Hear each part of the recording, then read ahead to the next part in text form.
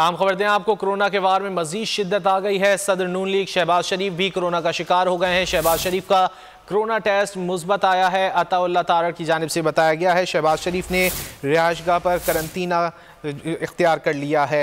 Corona के वार में मजीद शिद्दत देखी जा रही है। तफसीलात जान लेते हैं आरिफ मलिक से। आरिफ बताइएगा।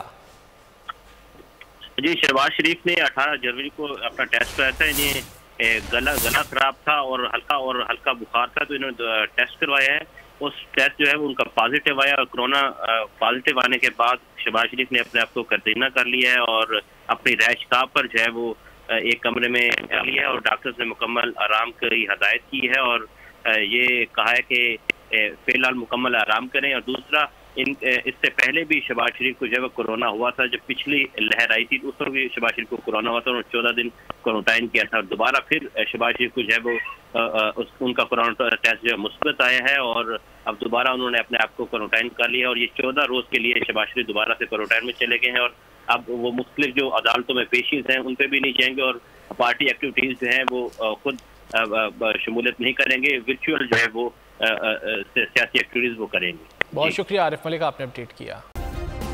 सब्सक्राइब करें और बेल दबाएं ताकि कोई खबर रह न जाए।